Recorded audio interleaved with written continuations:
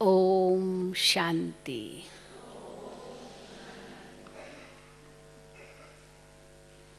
We were just hearing this lovely song which was played now.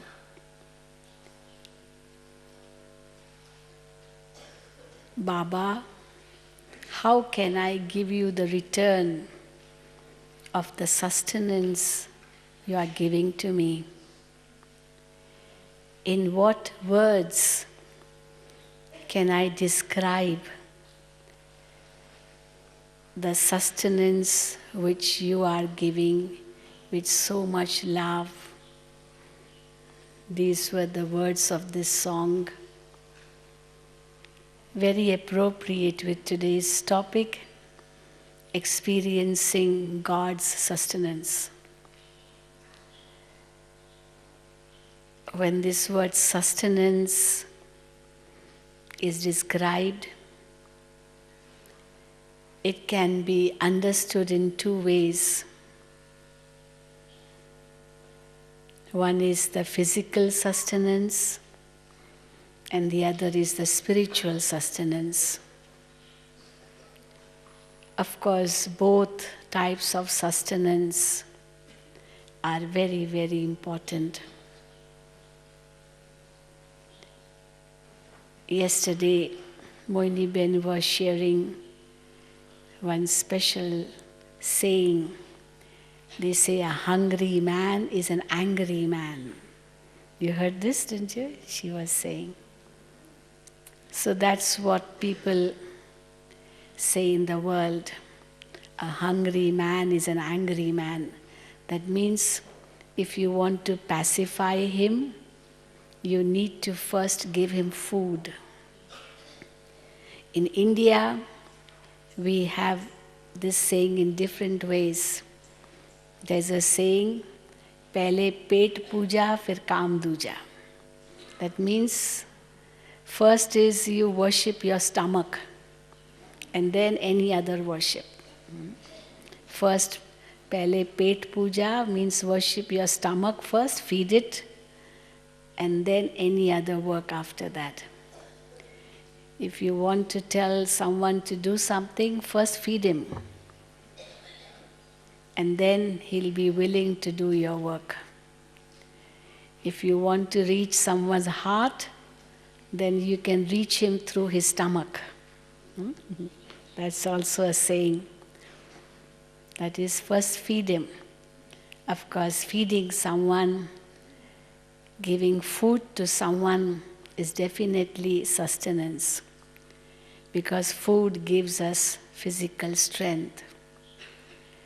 But people hardly realize the other side of sustenance, the spiritual sustenance. And therefore they talk only about physical sustenance. Especially in third world countries, poor countries, they say roti, kapda, makan. Food, clothing and shelter. These are the necessities of life. And therefore the governments too think in this way that we have to give food, shelter and clothing to our citizens. So of course that is sustenance. But then if we look at the other side of it, you give food to someone, but you don't give him with love. You give him a plate filled with food and along with giving the food, you curse him. You get angry with him.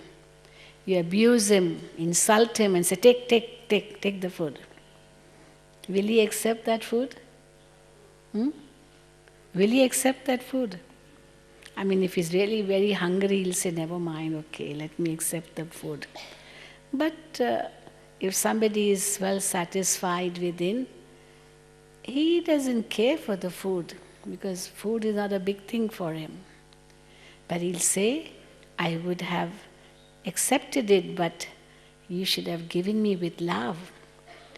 So I preferred not to eat it because you did not give me with love. So please, thank you, I don't need it. So for that person, what is more important?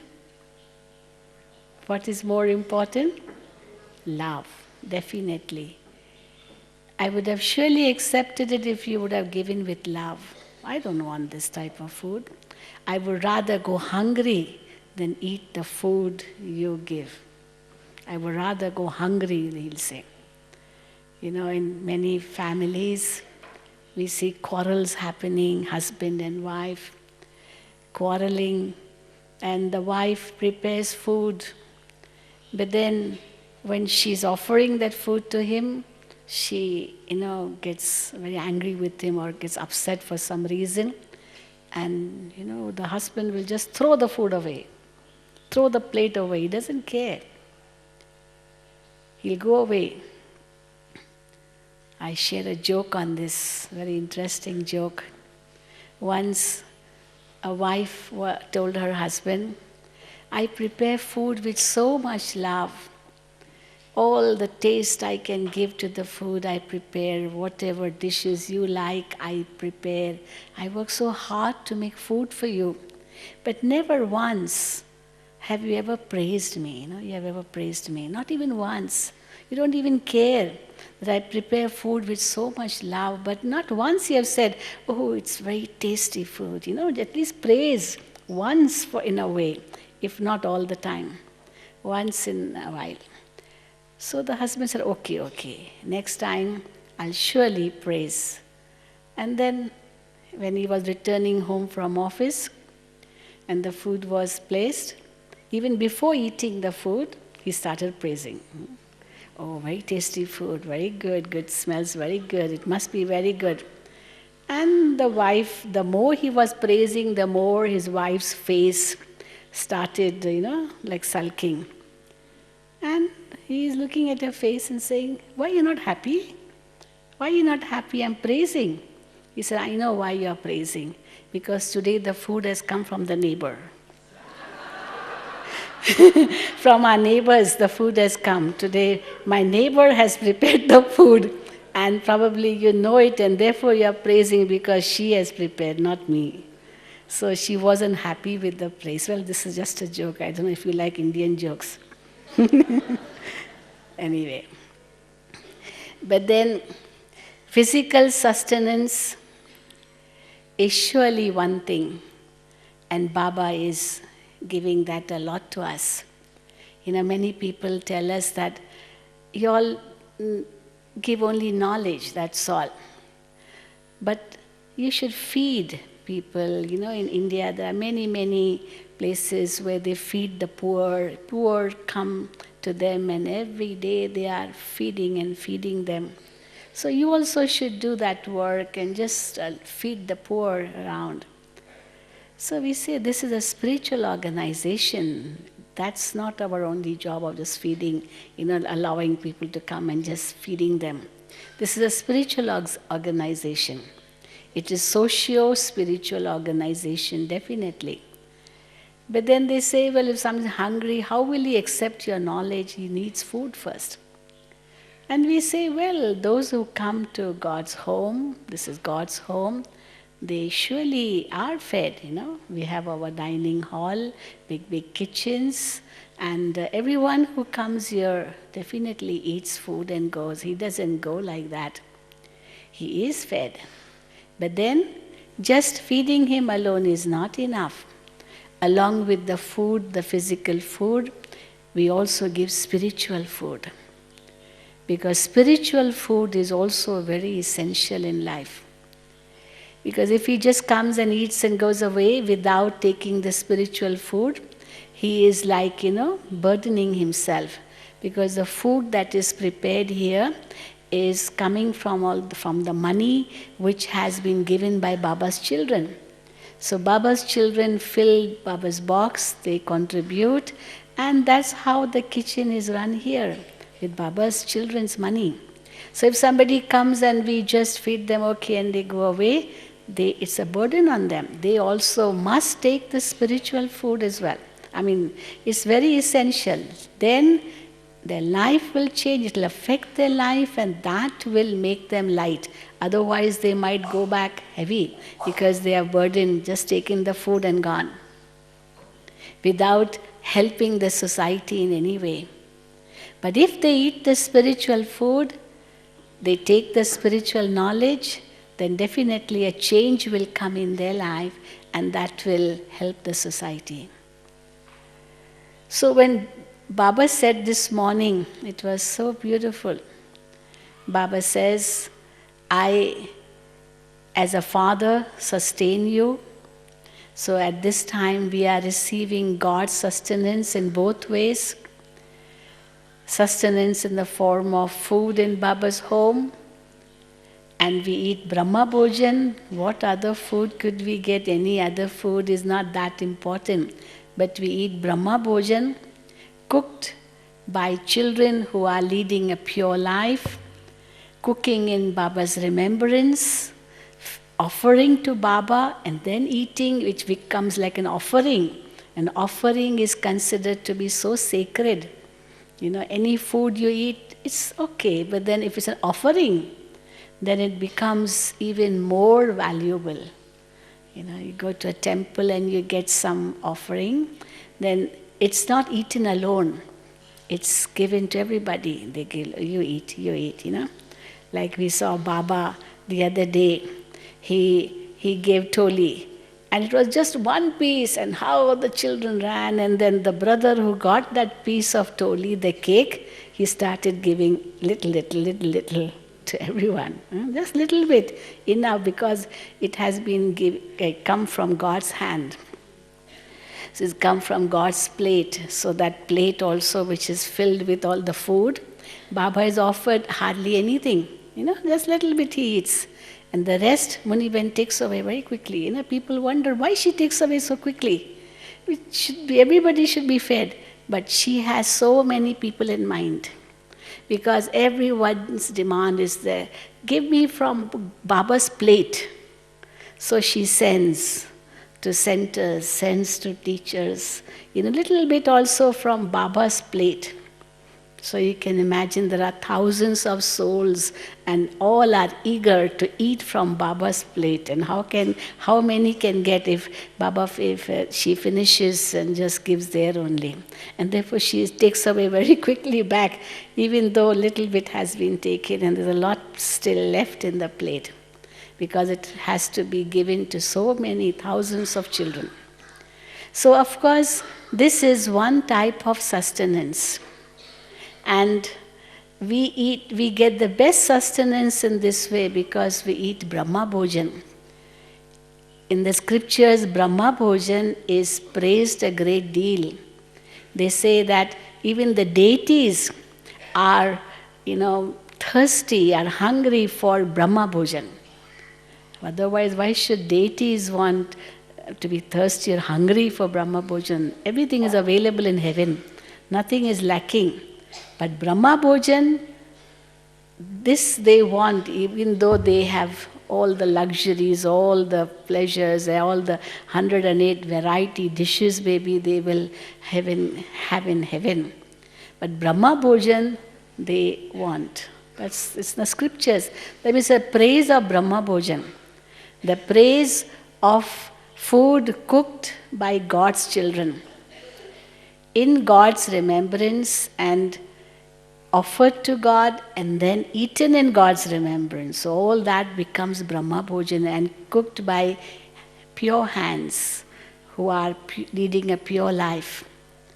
And such type of food cannot be given anywhere else in the world. Nobody has this blessing or this great fortune of eating Brahma Bhojan in this way. That's why Dadi Janki praises Brahma Bhojan so much.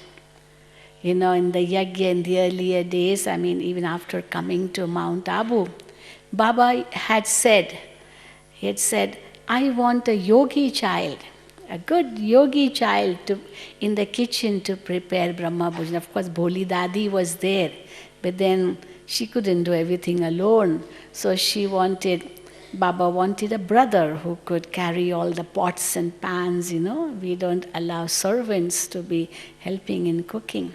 So at that time, Baba spoke in the Murli, and Surajbai, he was sitting in the class, and he raised his hand and told Sakar Baba, I will take the responsibility and I will help in the kitchen. So Baba said, very good. So you are the real Arjun, like Baba said today also in today's Murli. The one who comes forward and says, Baba, I will do it, he is the real Arjuna. So Suryabai raised his hand. And Baba said, yes, he is a good yogi soul. And then he became Bhuli Dadi's helper. And then he was responsible for the food. Now, of course, we have so many brothers. In the kitchen, brothers do most of the cooking. Hardly any sisters, because big pots and pans. So, of course, this is one form of sustenance. And Baba spoke about sustenance as a father sustaining the children. So at this time, we are receiving sustenance from God, who is our Father. And then Baba said the other form of sustenance or fortune, as Baba said, is the study. And the third is the supreme directions, the supreme dictates of God. So in all these three ways, we are receiving the sustenance. In Lokik life too, we experience how these three things work a great deal, and that shapes the life of somebody. First is the sustenance from the parents. Second is the study, the teachings, what they study when they are young.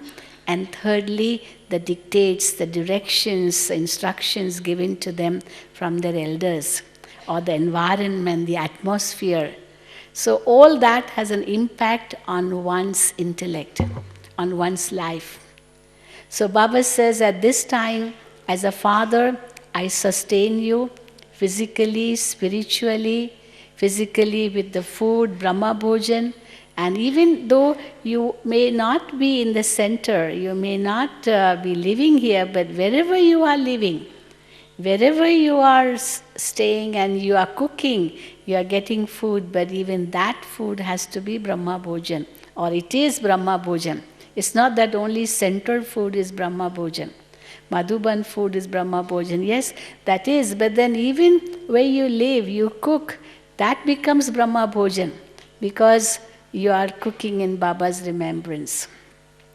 So it is definitely part of Brahma Bhojan. I really like it very much when double foreigners, for everything they will say, Baba, Baba, Baba. I remember going somewhere, there one sister, she took me in her car and she said, sit in Baba's car. It was my first time going abroad. So, sit in Baba's car. So I thought it was the car from the center. And then I came to know it wasn't the center's car, it was her own car, But she never said my car, she said Baba's car. Then she said, we'll go to Baba's home. So I thought she's taking me to the center. Baba's home in center. And she took me to her home. And I said, whose house is this? She said, this is Baba's house.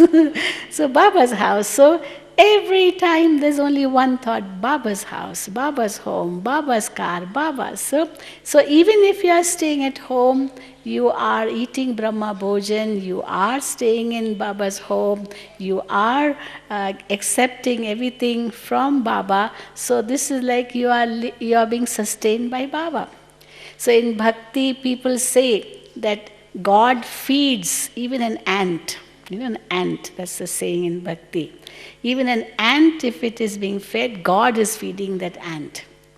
So in Bhakti, they have so much praise of God's sustenance. God is sustaining everyone. But first, as Baba said today, people don't know who God is. And they don't even know how God sustains. It's not just food, but it is both, so spiritual and physical. Because human being is not just the body, it is body and soul. So when we say that we are being sustained by God, it's such a beautiful feeling. First of all, this feeling enables us to become real trustees of whatever we possess.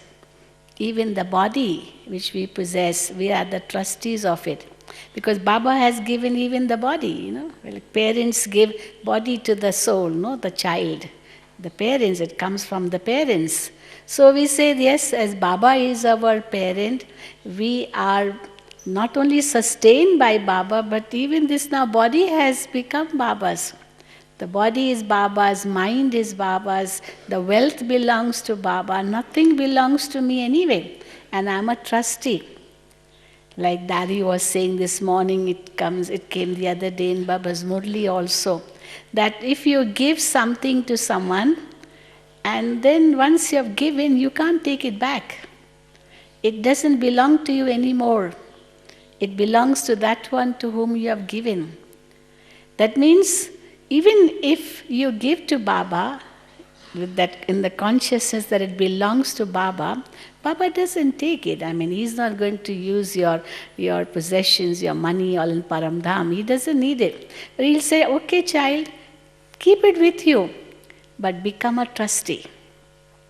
So I'm the trustee of my body, I'm the trustee of my mind, I'm the trustee of my wealth. And once I become a trustee, I cannot use that, what I have been entrusted with, for my own pleasure. Because I have to act only on the instructions of the one who has made me the trustee, because it belongs to that one. So with this consciousness, I will use whatever I have with that trust of the Supreme. I'm entrusted, that consciousness remains, and therefore I can't use it for a wrong purpose. It's such a beautiful feeling. This also is part of sustenance. I can't use that wealth for any other cause besides or except the cause of God's task. I can't use this physical body for anything else. It's meant only for God's task. So my thoughts, my words, my actions, my body, my mind, my wealth, all that is, I'm entrusted only towards it, given to me by God, although it belonged to me. But because I have surrendered that to Baba, and Baba has given it to me, to become a trustee of that, so automatically the attachment, the possessiveness, that finishes. And we really feel that God is sustaining me. God is feeding me. God's directions are being given to me. All this sustenance of the physical and the spiritual are coming together from God. The Supreme dictates from morning till night, for which Baba has given all instructions what to do for every action. They are coming from the highest source. Like when Baba said today, this morning, it was so beautiful. Who wakes you up in the morning? Just compare mother waking up a child. Wake up, child, wake up, child. Even that is part of sustenance. It's so beautiful, the love experience from the mother straight right in the morning. The moment you have to wake up. What if the mother, she wants to wake up the child and she shouts at him, get up, get up, get up. She shakes him, get up, get up. Sometimes the children don't get up, so the mother will bring a bucket of water and throw on the child to wake him up. But then that doesn't help. So here Baba says, God wakes you up with so much love. So who wakes you up in the morning? At Amrit Vela, the song is played. During Sakar Baba's days, it was very beautiful. At that time, we didn't have all these songs, Baba's songs. We used to play records, film records. And at night, at 10 o'clock, everybody had to go to bed, because they had to wake up at Amrit Vela. So 10 o'clock was the last. The dot of 10, the song would be played. That means time for everyone to go to bed. And that song was very beautiful. In Hindi, the words are, Soja Rajkumari Soja. Oh, princess, go to bed. Princess, go to bed. So it's a film song, but very beautiful. Soja Rajkumari Soja. And in the morning, at 3:30, the Amrit Vela song used to be Jag Sajaniya Jag. You know, Baba said the other day in the Murli, so wake up brides, wake up. So when we go to bed, we go to bed as princesses. And when we wake up as brides. A princess becomes a bride. At night she's a princess, and when she wakes up she's a bride. So it's a beautiful consciousness that I go to sleep as a child and I wake up as a bride. I'm God's bride.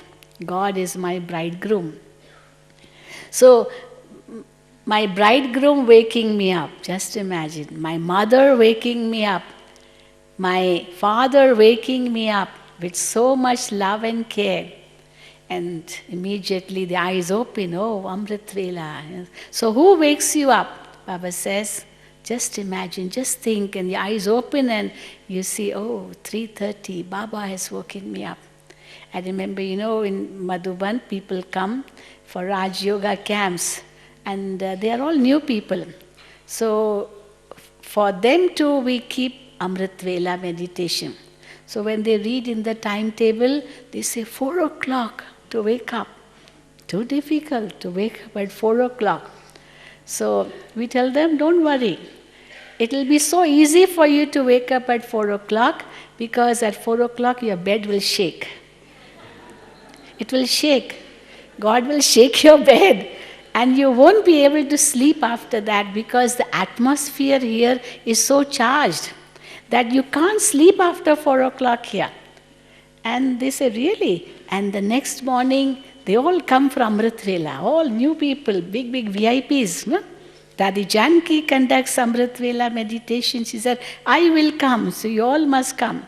And those VIPs who wake up, say, 8 o'clock, 9 o'clock, but they all come for Amrit Vela. It's so wonderful. And then Dadi asked them, who woke you up? They said, really, we felt our bed shaking. Yes. So they sleep with that consciousness that we have to wake up at 4 o'clock and the eyes open like God has woken them up. So this also is part of sustenance. Murli is such a great sustenance. No one can ever get such gyan as God is giving to us at this time. Baba says it is the essence of all the scriptures. You don't have to read the scriptures anymore. There's no need. And even if you don't read, you can still know the essence very well. Even without reading, you know everything. Because whatever people read, they don't know what it really means. But then even without reading, you can give the essence, you can tell what it really means because God has given you the seed. When the seed is there in your hand, the whole tree comes in your hand. Because all that what we hear, they are only leaves. And here we get the seed. So seed means such an essence that we do not have to go into all the details again. Why is Baba giving us the essence now? Because this is the time of the end. When exams are approaching, the students don't have to study the whole year's syllabus. They don't have to. There's no time for that.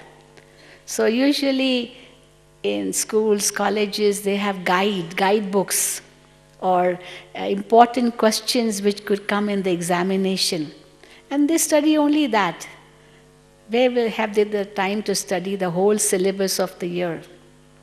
So whatever important which might come in the examination paper, that's what they study at the end, because that is the essence. And therefore Baba teaches us the essence, what is important for the end. He doesn't have to teach us everything of all the scriptures, of all the religions, no need at all.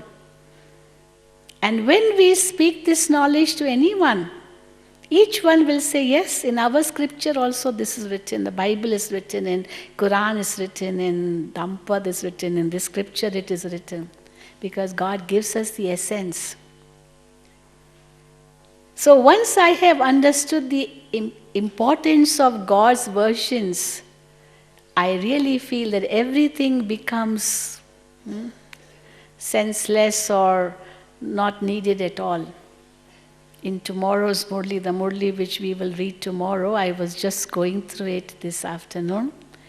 And the first heading is that, children, now you don't have to read all that anymore. On the contrary, whatever you have read, you have to forget. Baba is making us forget. See, one is to read, the other is to learn, and the third is to forget, and the fourth is to unlearn. Read and remember and then forget, learn and unlearn. So whatever we have learned up to now, Baba says you have to unlearn it. Because all that is not going to be useful anymore. So what will be useful will be what Baba is teaching us, the essence. And the whole essence will reach to, ultimately Baba says, only two alphabets, A and B. Alpha and beta, whatever. A and B. Father and inheritance. And that's what we have to remember at the end. Just these two things, nothing else. That is the essence of the whole study. Remember the Father, remember the inheritance. Keep Baba in one eye and the inheritance in the other eye. Mukti and Jivan Mukti. Home and heaven. So once I have understood the essence, I will go only for that. And that will really give me the inner strength. Then some people say, well, okay, this knowledge is okay, virtue is okay, power is okay, but then even the physical is needed. And what Baba says, children, the physical will follow. Because whatever we get from the physical is actually, it is the return or the fruit of our own karma. It's the fruit of our own karma. So, if my actions are powerful, my actions are righteous, my actions are elevated, then definitely nature will help me. Matter will help me. Everything around me will help me because my actions are righteous. And if my actions are not righteous, then even if everything around me may seem good, but it can deceive me. It will not be able to help me. And this is why Baba says at the end, probably food may not be available. Nothing may be available. But then at that time, what will we do? Once Baba very sweetly said that at that time, when the last moments will come, even if the food is there, it may be poisonous. You may not be able to eat it. The air may be poisonous because the radioactivity may be there. It's poisonous. But at that time, you will be in Baba's remembrance and fly to the subtle regions. Or you will have the feeling that Baba is sustaining you. Your stomach will be full. You'll feel it full. Or you'll feel yourself in subtle regions and Baba is feeding you there. Like the trance messengers feel how Baba is feeding them in the subtle regions. And in that state, we will fly back home. So this is what Baba is telling us, to feel the sustenance of God from the beginning till the end, from morning till night. So whatever we receive is the return of what we have given. Even that is another very, very great karmic feeling. Because whatever I am receiving, I have given that, only then I am receiving. Baba sometimes, says in the Murlis that we have to give vibrations even to nature. We have to love nature. Because if I love nature now, then nature will love me.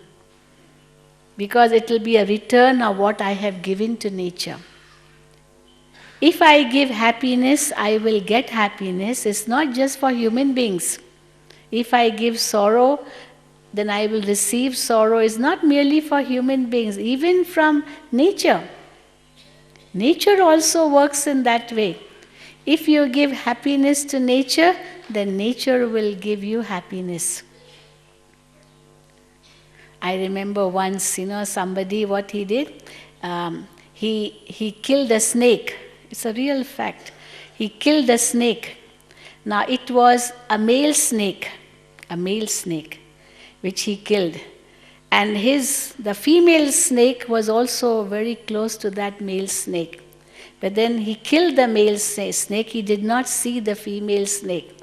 But that female snake, she didn't leave him.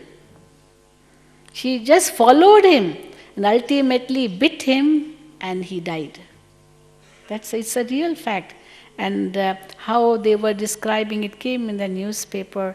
I didn't see that person, but it came in the newspaper that the female snake took the revenge from that person because he killed that male snake. These are not just stories, it's very true. So Baba says that nature, even animals, you give them happiness and they are there to give you happiness. If you give them sorrow, you will get sorrow. We give an example, no? There is an example of this vicious cycle that a boss scolded his colleague, and the colleague went, in that frustrated mood, he went home because he was scolded by his boss, and he started scolding his wife. His wife was upset. Why is my husband scolding me? She didn't realize that because he was scolded by his boss that he is not in a good mood. And she got upset and she scolded the child, the son. And the son got upset. Why is mommy scolding me? For what reason? I have not done anything. So the child was upset and the child scolded the dog. The child had a dog. And the dog got upset. Why am I being scolded? I didn't do anything wrong. So in the meantime, the boss felt that it was a wrong thing I did. I scolded my colleague. I should not have done it. I'll go to his house and apologize. So he was on his way to his colleague's house to meet him, to apologize to him. In the meantime, the dog was wagging his tail because that dog was upset. And he went out of the house and the boss was coming and bit the boss. You understand? So the dog bit the boss. It was a return of his karma. He scolded the colleague scolded the wife scolded the child scolded the dog, and the dog went and bit the boss. Now who can harm the dog now, because the dog was very powerful at that time. So what karma was there? The boss and the dog. And in between the colleague and the wife and the son all came. So this is why Baba sometimes says that how you have to understand these facts of karma. You can't even question why this, why that, why. And this is why Baba keeps on saying, don't question. It is so difficult to write Q, but so easy to write A. And A is the first alphabet taught to any child. In every language, you'll see, in every language. English is A, in Hindi it is A, in Urdu it is Alaf, again Dadi talks about one. So even one is the easiest thing to write. A is the easiest thing to write. It is just making two lines or third line in between. And the Q is round and then question, topsy-turvy, curvy, curve, and a question mark also like this. But answer in Hindi, when we put full stop, we put a line. In English, it's a dot. But in Hindi, it's a line, that is the full stop. So line and a dot they are so easy to write. Even a small child can write. Question maybe is difficult to write. Question mark is even more difficult to write. Q is very difficult to write, but A is easy. So A is the first alphabet every child is taught. And therefore, what did Baba say the other day? No questions, just the answer. No ka ka ka ka ka. That is the language of a crow. Nobody likes a crow. If a crow comes and sits on top of on a window sill, you will not like it and say, "Oh, please, a crow coming, it's a bad omen." Like some people say, "No, it's a good omen. Maybe you're getting a message. Maybe someone is going to come to your house." But then Baba says, no, this language nobody likes. And we have a lovely example. One is a crow and the other is a nightingale. A crow, in Hindi we say kawa, and the other is, which is the other one, Kali? Huh? Nightingale, huh? Koyal. But what do you say in English to koyal? Nightingale. So a nightingale is also black. And a crow is black too. Both are black. But then crow's sound nobody will like. And nightingale's sound everybody will like. Why? Both are black. So it's not the color of that bird which matters, but it is the sound of that. So whatever you do, whatever you speak, will all come back to you. Sometimes Baba says, if you disregard food, then food will disregard you. That's why Dadi Janki often says that how in the yagya we used to have food, then we would not leave even one speck in the plate. Baba would sometimes tell us that put water in the plate and drink that, but don't waste the food. Because food is now helping me, because I have to help the food. I have to respect the food. Then at the end, food will respect me. So all these matters are concerned with sustenance. And how are we being sustained? With all these important dictates which Baba is giving to us. Even our thoughts, the dictates for our thoughts, what to think, what not to think. Baba said in today's Murli that even if you say, oh, we were just chit-chatting, we were talking, we were just gossiping, but then just 10 minutes, 5 minutes. But Baba says, no, every second of confluence age is very precious. Or if something happens and I'm worrying too much, why this happened, why that happened, how it happened, all that, why he did that, why? Baba says, even that is waste of time. You should be able to give a full stop in 1 second. Their break should be so powerful that it should be applied in 1 second. This is why nowadays in cars we have power brakes. Before, power brakes were not there. If I would apply a brake here, maybe a few feet away, the car would stop. But power brake means it's applied immediately and it stops immediately. And therefore they say keep distance. Keep distance, because if the car stops there, you have to stop here. If you go too close, then you may bang the other car. So we have to give a stop to our thought instantly. And how can we do that? Because that is the only way through which we can sustain the intellect. It gives strength to the intellect. It gives strength to our thoughts. So Baba uses 2 words, not and dot. Not and dot. N-O-T, not, and D-O-T, dot. If any waste thought is coming in the mind, you have to say not, no to it. Your break should be so powerful. Otherwise, if you don't give a break to those waste thoughts, how much of your time will be wasted? And if it's something regarding the past, we should be able to give a dot. Like Baba said in today's Murli, we often tell others, supposing somebody is worried about something and you tell him, don't worry, Apply a dot, say drama, drama. So it's very easy to say, but then when it comes to applying in your own life, you find it difficult. But then Baba has given us the knowledge of the drama in such a beautiful way.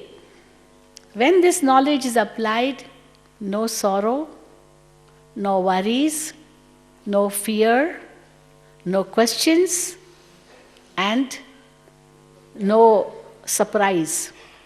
5 things. No question. Because everything is destined, is fixed. Why question? Why? You can't question. No surprise. No sorrow. Because nothing is going to be destroyed anyway. Everything will come back. No fear. Baba is with me. And also, no sorrow. So 5 things. No question. No surprise. No fear. No sorrow. And what was the 5th thing I said? No worry. Because everything is beneficial. So this is the way God has sustained us and made us so elevated with the knowledge, with the virtues, with the powers, and it's Baba's sustenance helping us to move along. Om Shanti. I better finish because I was told finish before 7. There will be a very interesting session now. Dadi Janki is coming. It will be an interactive session with Dadi Janki. A little surprise, something new. So I finish now. Om Shanti, Om Shanti.